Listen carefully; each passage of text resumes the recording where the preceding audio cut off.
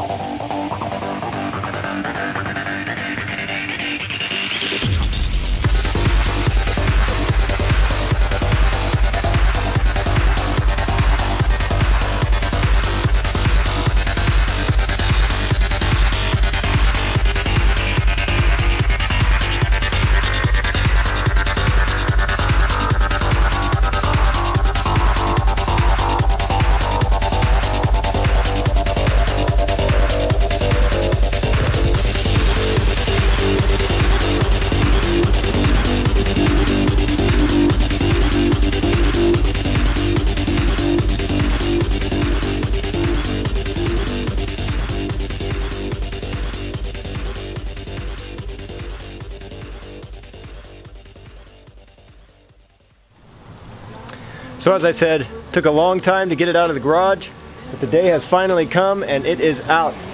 I went ahead and gave him a nice wash down, get all the most of the dust and all the dirt and everything that had accumulated over the months off, and he is looking great. I'm happy to say that the paint is shining brightly. I can't tell you guys how happy I am to get the car out of the garage and see it in this clean state again. And as far as the flares are concerned, hey, I'd say it's a major accomplishment. I'm so happy with the look of the flares. As you can see there, not too wide at all. It is the exact look that I was going for, not too aggressive, but just right in the pocket, just aggressive enough. Obviously we are not done. We still got a lot of work to do. Those flares need a little bit of reconditioning. The fitment is looking awesome. There's not much I'm gonna have to do fitment wise to get them workable, but I'm gonna have to do a little bit of adjustment on this side, on the driver's side flare. I'm gonna extend out the sidewall in the rear part of the sidewall just a little bit, like 1/4 of an inch, barely anything at all, to match them up. Other than that, they're perfectly symmetrical, which is very surprising, seeing as though I did do it all by my eye. Now I did go ahead and dial the camber in the back. I dialed it pretty negative, as you can see there. I don't have toe bolts yet, so my toe is way too out, so I can't drive the car right now, or I would give you guys some driving footage. I apologize about that. My toe bolts are in the mail, so that'll be installed very quickly, and I'll have my toe dialed in and I'll get an alignment. It needs an alignment really bad. But I dialed the camber negative just so I could see the fitment, and it's looking fantastic. I was really hoping that I'd be able to run these flares with enough negative camber, and that's about as much as I want to run. I don't want to run any more than that, and I get a nice tuck right there. I can tell that when I'm all the way aired out, I'm going to get a really nice tuck with that amount of camber right there. I just got to dial in that toe, as I said. Now I have not cut my rear fenders yet, or my rear quarter panels, so the car will be sitting lower than it is right now. I'm about as aired out as I possibly can without having cut my fenders or my quarter panels, but the car will be sitting much lower once I have those actually cut out. Overall, extremely happy with how the rear flares turned out. It looks amazing in my opinion. And this video and the pictures and all that just don't do it justice at all. Wait till you guys see this car in person, hopefully, if you're able at some point to see this car in person, because I'm going to be showing it quite a bit at some shows, first locally, and then I'm going to expand from there. But yeah, a lot of work yet to do on Xylus here. We've got, of course, the front flares that I'm going to be doing eventually. I'm not going to get started on those right away because, as I had told you a little earlier, I did get an idea for the front flares, and that is I'm going to actually end up getting a complete, legit, authentic Superleggera front end for my car. And if you guys are not familiar with the Superleggera front end, it's by Amuse, and they built the Superleggera kit near the end of the Z33's life cycle, and it is what is known as the ultimate form of the Z33, and quite honestly, I have to agree. It's actually very similar to the V3 bumper that I have right now, except for it is fiberglass, of course. I love this bumper that I have, and I'm going to be running this for quite a while until I do get the Superleggera front. But it is heavy. It's very heavy, and that's going to be the number one reason why I'm going to want to switch to Superleggera, because the fiberglass is going to be so much lighter. But I don't think I'm going to sell this bumper. I'm going to keep this bumper just in case I ever decide to throw it back on there. If something ever happened to the Superleggera front, it cracked or got damaged or something, I'll have this one on backup. Plus, I made the splitter for it and everything, which I am going to try and transfer over to the Superleggera bumper because it is exactly the same dimensions and everything as this one.